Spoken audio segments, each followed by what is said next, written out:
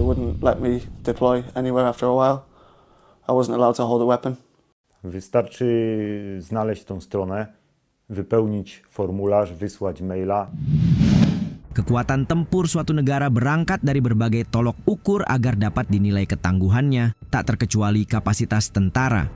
Sebagai gambaran, bahkan ketika peralatan canggih dimiliki, strategi dikuasai, dan medan tempur memungkinkan, semua itu tidaklah berarti tanpa adanya pasukan yang memadai. Karena itu, fakta kemunduran Ukraina dalam perang melawan Rusia akan dimulai dari sini. Tepatnya ketika tentara asing yang seharusnya menunjang kekuatan tempur malah membelot dan membocorkan kekacauan jajaran militer Kiev.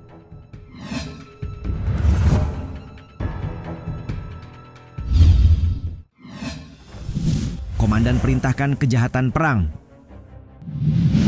Sebuah informasi terkait operasi militer Ukraina yang mengkhawatirkan bocor ke media saat tentara bayaran asing yang ditangkap mengungkap rinciannya. Sebab dari mereka diketahui berbagai masalah internal, mulai dari tuduhan para komandan yang membiarkan kejahatan perang hingga adanya indikasi mendorong para prajurit untuk meninggalkan pos mereka. Seorang tentara bayaran dari Inggris, Hayden William Davis, mengatakan kepada Sputnik bahwa belasan pejuang asing tidak suka dengan komando yang senang membiarkan kejahatan perang terjadi. Ia mengeluhkan komandan Ukraina yang memerintahkan pembunuhan warga sipil, termasuk wanita dan anak-anak, membuat mereka ingin membatalkan kontrak dengan militer Ukraina karenanya. Kami semua yang berada di pos penyadapan sudah muak. Ada sekitar 12 orang yang ingin membatalkan kontrak pada saat itu, katanya. Davis lebih jauh menuduh komando Ukraina tidak peduli terhadap personel militer dan memperlakukan mereka seolah-olah mereka adalah daging.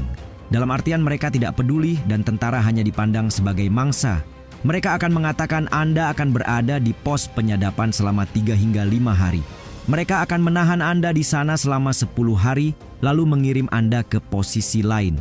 Saya dengan tegas menolak untuk pindah ke posisi lain.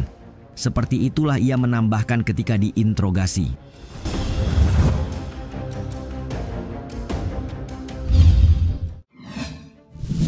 Rekrut tentara asing asal-asalan. Hayden William Davis dalam keterangan lanjutan juga menyinggung pelatihan para tentara bayaran yang disebutnya bergantung pada peleton tempat mereka ditempatkan. Saya harusnya bersenjata berat, tapi kami tidak punya itu, jadi tidak ada pelatihan. Kami diberi 2 senapan mesin, tapi tidak ada amunisi untuk belajar, untuk menembak, tidak ada yang seperti itu. Kata pria berusia 30 tahun dari Southampton itu mengindikasikan tentang persiapan mereka yang tampaknya tidak begitu serius. Selain pelatihan ala kadarnya, rekrutmen pun pada dasarnya cenderung asal-asalan.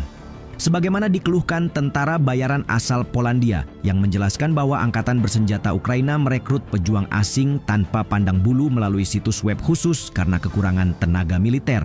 Cukup dengan menemukan situs web ini, mengisi kuesioner, mengirim surat, menunggu respons. Dan karena saya pikir Ukraina membutuhkan orang, negara itu kekurangan tentara, mereka kemungkinan besar menerima semua orang, mereka tidak menolak siapapun, ungkapnya kepada Sputnik. Pria berwarga negara Polandia tersebut ditangkap di Republik Rakyat Donetsk oleh para pejuang dari Korps Sukarelawan Rusia. Di Donbas, pasukan dilaporkan melarikan diri dalam aksi protes terhadap perintah yang mereka anggap tidak manusiawi, sekaligus mengungkap kekecewaan dan kekacauan yang berkembang dalam jajaran Ukraina.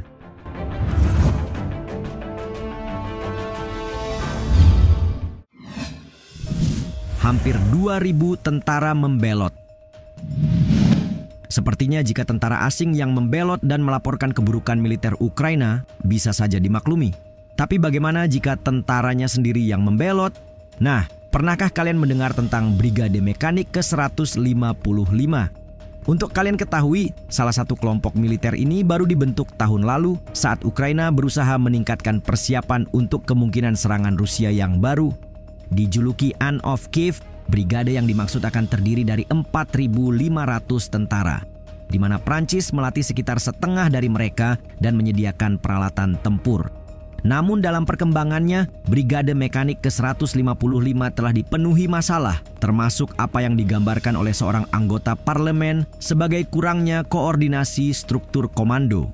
Karenanya, Mariana Bezugla mengatakan, Brigade ini telah dibubarkan dan didistribusikan kembali ke unit lain.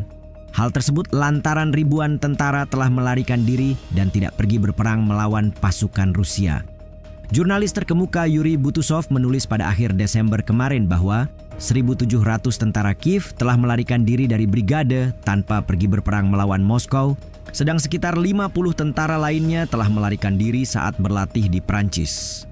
Biro Investigasi Negara Ukraina mengatakan telah membuka penyelidikan kriminal atas penyalahgunaan kekuasaan oleh seorang pejabat militer dan desersi tanpa menjelaskan lebih lanjut.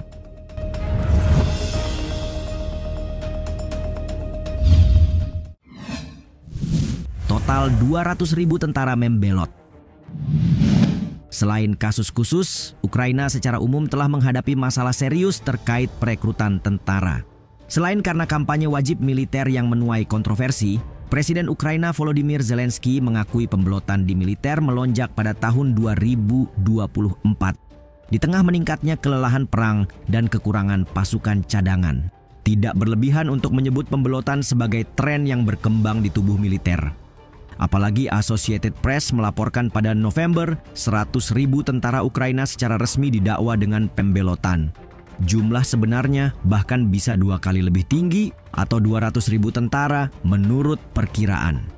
Laporan sejenisnya makin banyak muncul di media dalam beberapa bulan terakhir karena pasukan Rusia telah mengintensifkan operasi mereka di Donbas. Zelensky sendiri mengakui masalah tersebut.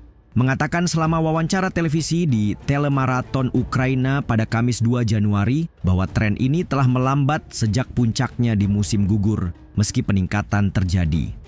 Kasus pembelotan meningkat pada tahun 2024, tetapi sejak September atau Oktober jumlahnya menurun, ujarnya. Zelensky juga mencatat kurangnya bala bantuan merupakan faktor utama. Financial Times baru-baru ini melaporkan salah satu penyebab utama tingginya angka desersi di ketentaraan adalah kurangnya rotasi, yang membuat beberapa prajurit memandang desersi sebagai satu-satunya pilihan mereka untuk mendapatkan bantuan.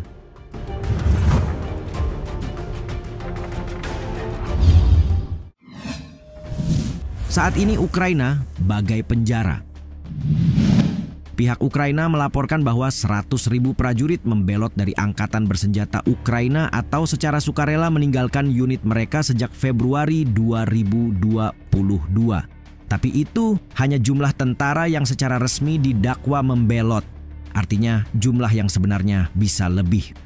Tidak peduli meski Zelensky menjabarkan angka yang mengalami penurunan, warga Ukraina terutama laki-laki justru melihat negaranya kini sebagai penjara. Ya, ini bisa jadi salah satu penyebab semakin banyaknya tentara yang membelot. Penyiar Jerman NTV yang melaporkan para migran Ukraina menyebut pria Ukraina tidak ingin membela pemerintah yang berkuasa karena tidak melihat ada gunanya membela sistem yang korup. Perbatasan yang tertutup telah mengubah Ukraina menjadi penjara bagi para pria, kata salah seorang migran seperti dikutip oleh penyiar tersebut pada hari Rabu. Ia menambahkan banyak warga Ukraina berjuang bukan untuk suatu tujuan, tetapi di bawah tekanan, dan banyak dari mereka merasa hancur. Karena itu, ia dan mungkin sejumlah orang lainnya memutuskan untuk melarikan diri karena tidak percaya bahwa perbatasan akan dibuka dalam waktu dekat. Mereka menangkap orang dan mengirim mereka ke medan perang. Itu perbudakan, kata migran lainnya, seraya menambahkan ia tidak ingin membela negara di mana pemerintah dan oligarki memiliki segalanya sementara rakyat tidak memiliki apapun.